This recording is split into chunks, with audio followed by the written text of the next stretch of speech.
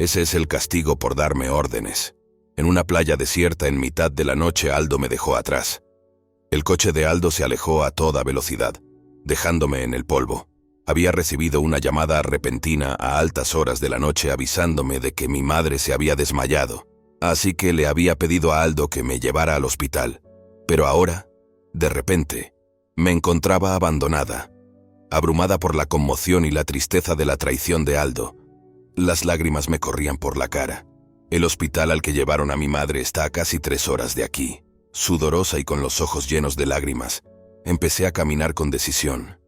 ¿Por qué tenía que pasarme esto a mí?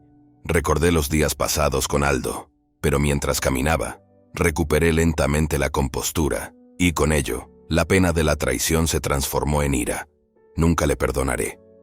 Haré que se arrepienta de haberme hecho esto el resto de su vida. Jurando vengarme de Aldo, continué mi camino hacia el hospital. Me llamo María Núñez. Soy una oficinista de 47 años. Desde joven me he sentido incómoda con la gente, lo que me llevó a trabajar en una empresa relacionada con la informática después de la universidad. Mis 2 padres me educaron estrictamente, por lo que se me ha dado bien estudiar desde que estaba en primaria. Pero al ser una persona callada, a menudo me sentía menospreciada por los demás, lo que me lleva a preferir la soledad. Me estreso por tener en cuenta constantemente los sentimientos de los demás, y eso me agota. Durante el instituto y la universidad no supe qué quería hacer, pero seguí estudiando como querían mis padres. Mientras la mayoría de mis compañeros en la universidad disfrutaban de eventos y fiestas, yo llevaba días de colegio tranquilos. Sin embargo, hice algunos amigos íntimos durante esos tiempos. Una de ellas era una compañera de clase llamada Rebeca. Rebeca y yo asistíamos a muchas de las mismas clases, así que naturalmente empezamos a hablar más. Cuando la conocí, Rebeca era tan sencilla y madura como yo, pero con los años fue cambiando. Empezó a llevar ropa y maquillaje más llamativos y a relacionarse con gente con la que yo no me sentía a gusto. Pero al final, siempre me trató igual que cuando nos conocimos. A menudo veía a Rebeca por el campus con un chico diferente cada vez. Parecía una persona completamente distinta a la de antes, pero siempre le agradecí que siguiera queriendo ser mi amiga. Después de graduarnos, seguimos quedando para comer y salir, manteniendo viva nuestra amistad. Además de Rebeca, tengo algunos amigos de mi época universitaria, pero ninguno de ellos tiene una buena impresión de ella. Decían cosas como, no quiero hablar mal de Rebeca porque es amiga de María, pero ten cuidado con ella. Eso es lo que todos decían siempre. Las cosas cambiaron con Rebeca cuando cumplimos 43 años. De repente, Rebeca me preguntó si quería unirme a una fiesta. La sola palabra tertulia me hizo ser cauteloso y la rechacé amablemente. Pero, sorprendentemente, Rebeca seguía soltera y estaba pensando en organizar una fiesta para encontrar pareja. A mi edad, ni siquiera podía imaginarme saliendo con alguien, ya que no tenía experiencia con hombres. Le dije, a estas alturas de mi vida no puedo hacer una mezcla. Con una risita, Rebeca contestó con cara seria, ahora sí que quiero encontrar a alguien serio. No te preocupes, no habrá gente escamosa como antes. Tal vez, Rebeca era consciente de que yo conocía sus relaciones anteriores, así que recalcó que esta sería una reunión auténtica. Conmovida por su entusiasmo, decidí asistir. Pero no hay garantías de encontrar pareja, ¿vale? Nunca se sabe si va a haber una persona compatible. Me preocupaba avergonzar a la anfitriona, Rebeca, pero ella estaba encantada con mi decisión de asistir. Unos días después, llegó el día de la reunión. Me vestí un poco fuera de mi zona de confort y llegué al lugar de la reunión 30 minutos antes de la hora especificada. Mientras esperaba, un poco abrumado por la multitud, se me acercó un hombre. Disculpe, ¿ha venido a la cena de Rebeca? Uy. El hombre que se me acercó tenía un rostro tan juvenil que fácilmente podría confundirse con alguien de unos 20 años. Mencionó que asistía por invitación de Rebeca. Se presentó como Aldo Núñez y era solo 2 años más joven que yo. Su aspecto daba una impresión un poco llamativa, pero su forma de hablar demostraba sinceridad. Aldo, riéndose de que había llegado pronto por culpa de los nervios, me hizo sentir un extraño parentesco con él. Al cabo de un rato llegaron todos y empezó la cena. Charlé con otros hombres, pero mi atención se centró únicamente en Aldo. María, parece que te gusta Aldo, ¿verdad?, susurró Rebeca mientras las dos íbamos al baño al mismo tiempo. Más tarde, con la ayuda de Rebeca, Aldo y yo intercambiamos información de contacto. Yo estaba encantada, pero me preocupaba que pudiera resultarle molesto. Sin embargo, Aldo sugirió alegremente: cenemos otra vez. Parecía que Rebeca no había encontrado pareja en la mesa de mezclas y parecía un poco deprimida por ello. Me disculpé varias veces, sintiéndome culpable por ser la única que había conectado, pero ella se limitó a reírse y a preguntarme por qué lo sentía. Después, Aldo y yo tuvimos varias citas y empezamos una relación. Es un poco raro, ¿verdad?, no tener experiencia con hombres a mi edad. Solía expresar esta preocupación, pero Aldo siempre me abrazaba con fuerza para tranquilizarme. Unos 3 años después, cuando tenía 46, Aldo me propuso matrimonio y nos casamos. Todavía no parece real que me haya casado, y la vida me parece un poco surrealista.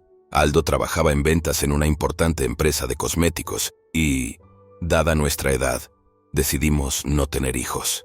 Decidí seguir trabajando para mantener el estilo de vida de Aldo. Sin embargo, a los 6 meses de casados, el comportamiento de Aldo empezó a cambiar. El siempre amable Aldo empezó a insultarme. ¿Por qué siempre me das la lata? ¿Por qué tengo que preocuparme por tus sentimientos todo el tiempo? Aldo, en su ira, pateaba el cubo de la basura y las sillas por toda la habitación. Pero al cabo de un rato se calmaba, lloraba y se disculpaba. Decía cosas como que estaba agobiado por el trabajo o que se le acumulaban las presiones y estaba estresado. Al escuchar las dificultades de Aldo, me quedaba a su lado hasta que se sentía mejor. Sintiéndome culpable por hablar de nuestros problemas con Rebeca, que nos presentó, me lo guardaba todo para mí, aprovechando mi paciencia y amabilidad. El comportamiento de Aldo fue en aumento. Rara vez venía directo a casa después del trabajo. Normalmente volvía tarde por la noche. Cada vez que le preguntaba, se enfadaba y se mostraba despectivo. ¿Así son todos los hombres? Con mi escasa experiencia en relaciones, no podía evitar preguntarme si el comportamiento de Aldo era normal. Durante este tiempo, una amiga de la universidad visitó mi casa. Eso no está bien. Lo mires por donde lo mires. Mientras me reía y hablaba de mi vida de casada, mi amiga me dijo eso con cara seria. Pero suele ser muy amable, ¿sabes? Después de ponerse así, se disculpa. Al oír esto, mi amiga se limitó a mover la cabeza con incredulidad y dijo: María, te da por perdida porque no hablas. Si sigues dejando que siga así, te pasará por encima y será demasiado tarde para hacer nada. Pero Aldo nunca ha sido físicamente violento conmigo. Está cansado de trabajar todos los días. ¿No está bien que se suelte un poco cuando llega a casa? Si le doy demasiadas la lata, es posible que Aldo, que eligió casarse con alguien como yo, acabe por caerme mal. Respondí brevemente a mi amiga y reflexioné sobre si había algo que yo hubiera hecho mal.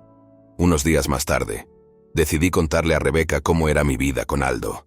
Sus madrugones, sus rabietas y sus duras palabras cuando está de mal humor. Oh, eso lo hacen muchos tíos. Probablemente esté celoso de ti, y por eso dice esas cosas. La respuesta de Rebeca fue exactamente lo que esperaba. Todo el mundo tiene sus luchas en el matrimonio. Quiero que Aldo, que eligió a alguien como yo, viva lo más cómodamente posible. Solo hace falta un poco de paciencia por mi parte. Le agradecí a Rebeca que escuchara mis problemas, y decidí hacer todo lo posible por ser una buena esposa. La vida con Aldo continuó como siempre. Pero siguiendo el consejo de Rebeca, me esforcé aún más por ser paciente y desempeñar el papel de buena esposa. Entonces, un sábado por la noche, tanto Aldo como yo teníamos el día libre, y él se había ido a jugar a un casino desde por la mañana y volvió a casa a última hora de la tarde. Desde el momento en que Aldo abrió la puerta, me di cuenta de que había perdido mucho dinero y estaba de mal humor. Hice todo lo posible por no alterarle, evitando cualquier cosa que pudiera provocarle. Aún así, me gritaba que la cena llegaba tarde, que el baño no estaba limpio, etc. Aldo se acostó tarde. Cuando Aldo se calmó, yo también pude relajarme. Con cuidado de no hacer ningún ruido que pudiera despertar a Aldo, empecé a ver un drama que había estado esperando en un servicio de streaming, pero debía de estar más cansada de lo que pensaba. Sin darme cuenta, Me quedé dormida en el sofá. Lo siguiente que supe fue que mi teléfono, que estaba en vibración, hacía un fuerte ruido sobre la mesa. Oh no, si Aldo se ha despertado antes que yo, se va a enfadar. Presa del pánico, cogí mi teléfono y comprobé la pantalla. Era más de la 1 de la madrugada. No era una alarma, sino una llamada lo que había hecho vibrar tan fuerte el teléfono. Aunque mi mente aún estaba nublada por el sueño, ver el nombre que aparecía en la pantalla captó mi atención. Papá. Ver el nombre papá en la pantalla me hace palpitar el corazón. Recibir una llamada a estas horas significa que algo debe haber pasado. Contesto, esperando lo peor. María, tu madre se ha desmayado al levantarse para ir al baño. He llamado a emergencias. Se la han llevado al hospital. La voz de mi padre al otro lado está claramente agitada. Su habitual comportamiento tranquilo ha desaparecido. Necesito que vengas al hospital lo antes posible. Presa del pánico. Pregunto por la ubicación del hospital y cuelgo. Mientras me preparo y me dirijo a la puerta, me doy cuenta de que no puedo conducir y, a estas horas, el transporte público no es una opción. Es una urgencia relacionada con la suegra de Aldo. Si despierto a Aldo, seguramente estará dispuesto a conducir. Corro al dormitorio donde duerme Aldo y lo despierto. Aldo, Aldo. Al oír mi llamada, Aldo refunfuña irritado. No hagas ruido.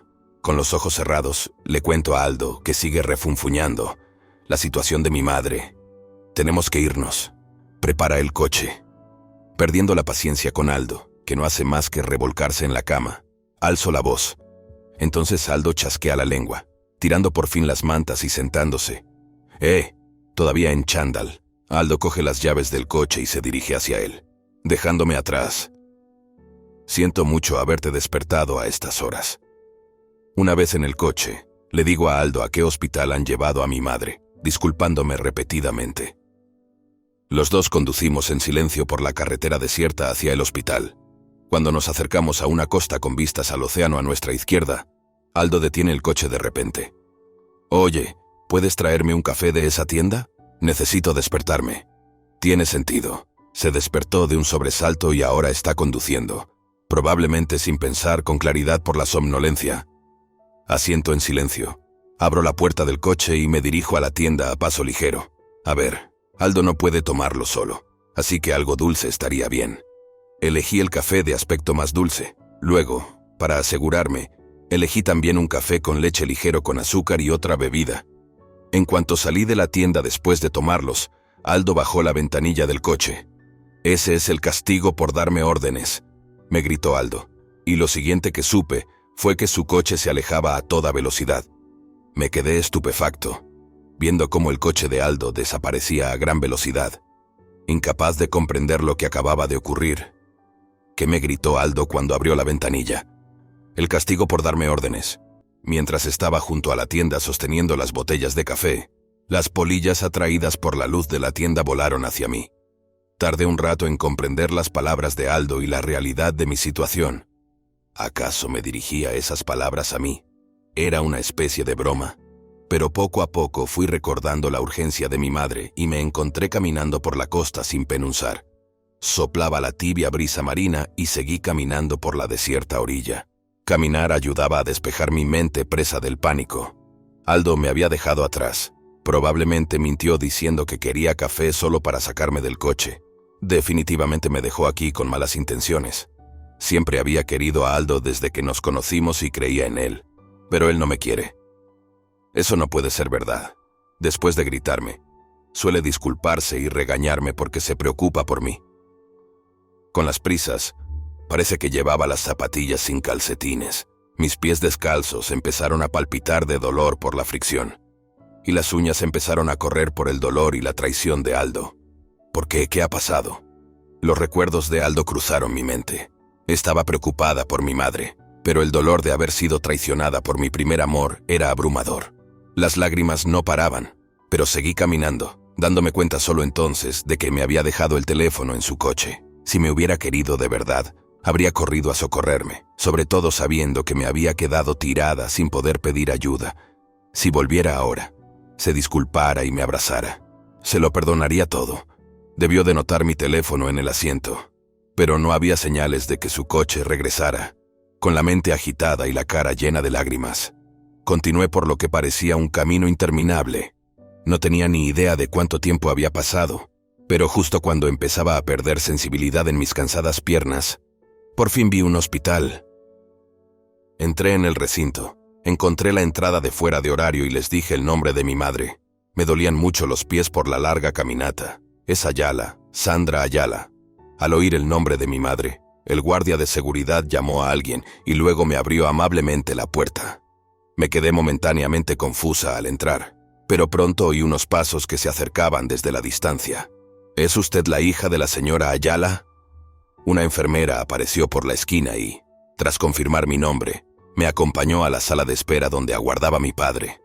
Había unas cuantas sillas en un rincón poco iluminado del pasillo, y mi padre estaba allí de pie, con aspecto inquieto. ¿Qué has estado haciendo todo este tiempo? Cuando mi padre me vio, puso cara de asombro al verme arrastrando los pies. Empapado en sudor, al ver a mi padre, solté un profundo suspiro y prácticamente me desplomé en una de las sillas. Entonces le conté a mi padre con calma lo que acababa de ocurrir. ¿En qué estaba pensando? Mi padre, habitualmente tranquilo, hizo una mueca de enfado, pensando en lo que había hecho Aldo. Había tardado unas 3 horas en llegar al hospital desde que salí de casa con Aldo. La rabia y la decepción hacia Aldo eran importantes, pero también me preocupaba el estado de mi madre. Mi padre, que al principio estaba demasiado conmocionado por la visión de su maltrecha hija como para darse cuenta de lo que le rodeaba, finalmente me informó de la situación de mi madre. Por suerte, 1 hora antes de que yo llegara al hospital, recuperó el conocimiento y ahora descansa en la unidad de cuidados intensivos. Ni Aldo ni yo pudimos ser localizados por teléfono, temiendo que nos hubiera ocurrido algo a los dos. Mi padre estaba muy preocupado. Mientras hablaba con mi padre, notaba que mi afecto por Aldo iba disminuyendo poco a poco. Cuando llegué a casa, seguro que le echo la bronca. El malestar que había sentido todo este tiempo estaba justificado. Me sentía increíblemente tonta y patética por dejar que un hombre así me controlara. Pero ahora por fin he despertado. Decidí romper con Aldo y esperar a que el estado de mi madre se estabilizara. Mientras mi padre y yo estábamos sentados en las sillas del pasillo, sonó el móvil de mi padre. Sí, exacto. Mi padre contestó a la llamada con una breve mirada de sorpresa, pero luego asintió mientras escuchaba. Bien, tanto mi hija como yo estamos aquí. Tras colgar, mi padre se volvió hacia mí y empezó a hablar. Parece que han traído a Aldo aquí. Sin querer, solté un grito extraño y miré fijamente a los ojos de mi padre. La llamada era del hospital, informándome de que poco después de mi llegada, Aldo había sido ingresado de urgencia. Al parecer, tras dejarme atrás, Aldo se había ido a casa con mucho alcohol. En su estado de embriaguez, tuvo una mala caída por las escaleras, y cuando llegó la ambulancia, encontraron a Aldo cubierto de sangre. Más que preocuparme por Aldo, simplemente me quedé atónito.